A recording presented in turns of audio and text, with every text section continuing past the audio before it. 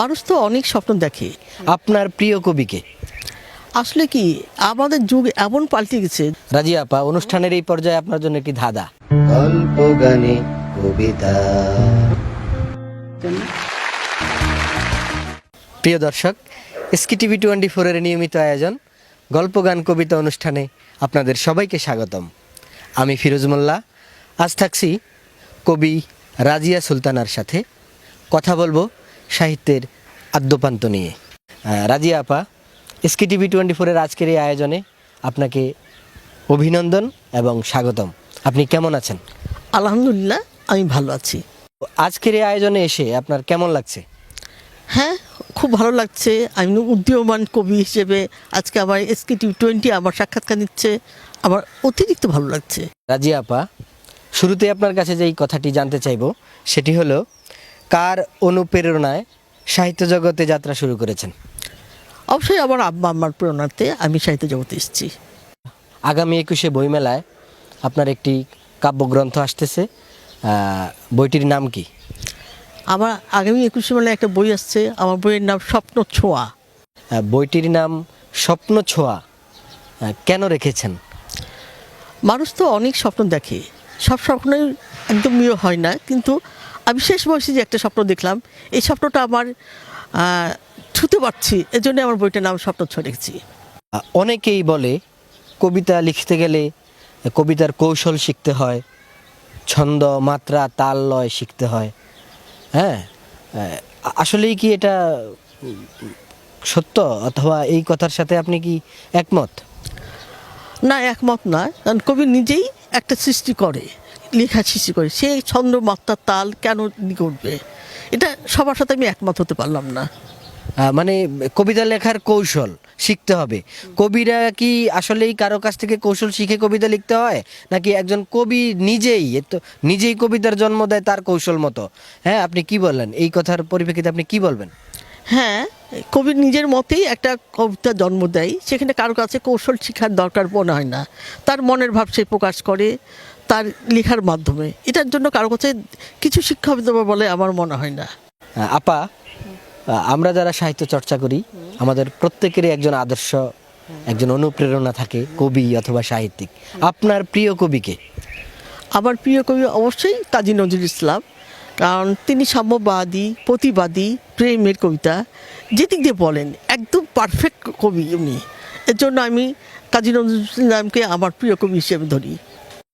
আপা, 80-র দশকের পর থেকে অনেক অনেক কবি সাহিত্যিকের জন্ম হয়েছে, তো এই সময়টায় জনপ্রিয় কবিতার জন্ম হয় না।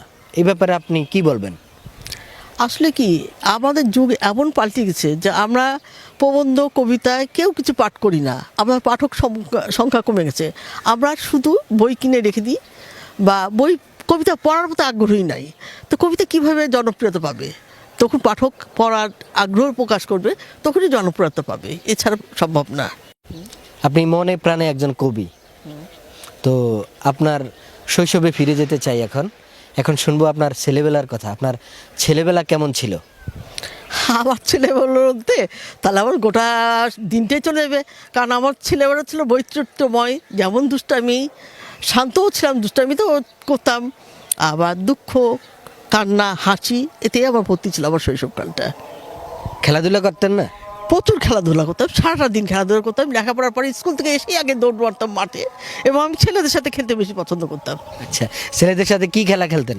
এই গোলাছুট, গুলবদন, তারপরে ড্যাঙ্গুল, লাট্টু, সব কিছু, সব খেলা, ঘুড়ি উড়ানো, সবই খেলতাম আমি।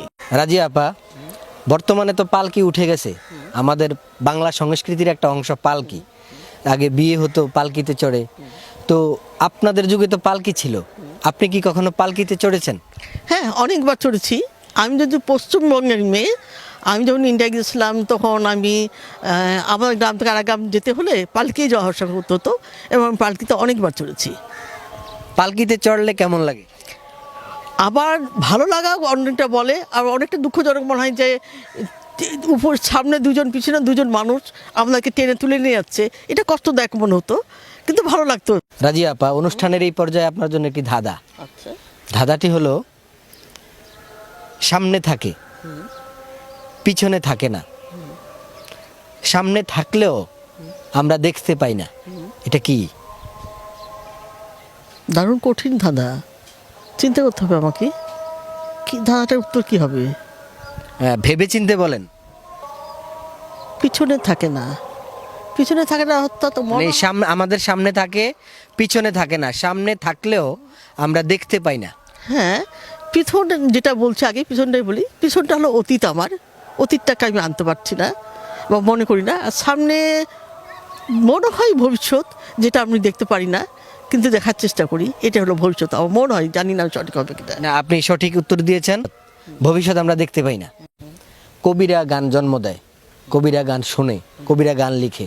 আপনার নিশ্চয়ই গান শোনা হয়। হ্যাঁ, আমি গান শুনতে খুবই পছন্দ করি এবং অনেক গান শুনি। দুঃখের বিষয় আমি গানে এক লাইনও পারি না। না না, আজকের এই আয়োজনে আমাদের SKTV 24-এর দর্শক যারা আছে তাদের উদ্দেশ্যে আপনাকে যে কোনো গানের 2 লাইন আমাদেরকে গেয়ে শোনাতে হবে। আমি আসলে গলায় আমার একটুকু সুর নাই। সুর থাকলে তবে তো গান আসবে। আমার এই জিনিসটা একদম আসছে না, তারপর আমি চেষ্টা করব। আমার ইদানিং এই গানটা খুব শুনতে ভালো লাগে। ও তোতা পাখি রে, শিকল ছিঁড়ে উড়িয়ে দে মাই, আমার মাকে যদি এনে দিস, আমার মাকে যদি এনে দিস। ঘুমিয়েছিলাম মায়ের কোলে, কখন যে মা গেল চলে, সবাই বলে ওই আকাশে। আপনি একজন নারী, তো আমাদের সমাজে, আমাদের ইতিহাসে, বাংলা দেশে এবং এই জনপদে অনেক আলোকিত নারীর জন্ম হয়েছে। এদের মধ্য থেকে অন্যতম বেগম রোকেয়া, মাদার তেরেসা, কবি সুফিয়া কামাল এবং বর্তমানে জনপ্রিয় কথা সাহিত্যিক সেলিনা হোসেন। এই 4 জনের মধ্য থেকে আপনি কাকে বেশি আদর্শ মনে করেন নিজের কাছে? আমি অবশ্যই বেগম রোকেয়াকে বলবো, কারণ আমাদের নারী জাগরণ, বিশেষ করে মুসলিম জাগরণের জন্য উনি আলোকিত করেছেন, আমাদেরকে জাগরিত করেছেন। আজ আমি এখানে দাঁড়িয়েছি একদম বেগম রোকেয়ার জন্য। দ্বিতীয়ত বলবো মাদার তেরেসা। সে মানবিক কারণে নিজের দেশ ছেড়ে আমাদের দেশে চলে এসেছিলেন, আমাদের সেবার যত্ন, আমাদের দুঃখিত ছেলে মেয়েকে আদর্শ হিসেবে তুলে ধরার জন্য। আর বেগম রোকেয়া খালা আমার তো অবশ্যই আদর্শ, তবে আমার এই 2টা সবচেয়ে বেশি। আপা, বাংলা সাহিত্য নিয়ে আপনার ভবিষ্যৎ পরিকল্পনা কি? আমি চাই বাংলা সাহিত্য অনেক দূরে এগিয়ে যাক, কিন্তু এখন যে অবস্থা হয়েছে, বাংলা কেউ আর পড়ে না, বাংলা সাহিত্যকে কেউ দেখেই না ঠিক মতো। আমার মনে হয় না আবার কি আমরা সেই ব্রিটিশ আমলে নীল চাষের দিকে চলে যাচ্ছি নাকি। আমাদের উচিত প্রত্যেককে এগিয়ে নিয়ে যাওয়া, বাংলা সাহিত্যকে সামনে রাখা। আপনার লেখা যে কোনো একটি কবিতার অংশবিশেষ শুনতে চাই। আমি আসলে বাচিক শিল্পী না, একটুকু বাচিক শিল্পীর মধ্যে আমি কোনো আবৃত্তি করতে পারি না। তারপর আমার একটা কবিতা আমি গত 3 দিন আগে লিখেছি, খেয়ালবশত লিখেছি, আমি ওইটা অংশবিশেষ শুনছি। যদি বলি আমার দুঃখ অনেক বেশি, আমার আরও বেশি, পুকুর সবার আরও বেশি, নদী সবার আরও বেশি, তার সমুদ্র সবার হিসাব দিতে পারবো না। রাজি আপা, দেখতে দেখতে আমরা অনুষ্ঠানের একদম শেষ প্রান্তে চলে এসেছি। বিদায় নেওয়ার আগে SKTV 24-এর দর্শকদের উদ্দেশ্যে যদি কিছু বলতেন। SKTVকে আমি অভিনন্দন ও শুভেচ্ছা জানাই। আপনারা সবাই SKTV 24-এর সাথে থাকেন। সাহিত্য আড্ডা, গান, গল্প, বাংলাদেশের সিনেমা দেখুন, বাংলাদেশের গান শুনুন, গল্প পড়ুন, বই পড়ুন, সাহিত্যকে এগিয়ে নিয়ে যান, সাহিত্যকে হারিয়ে ফেলেন না। সবাইকে ধন্যবাদ।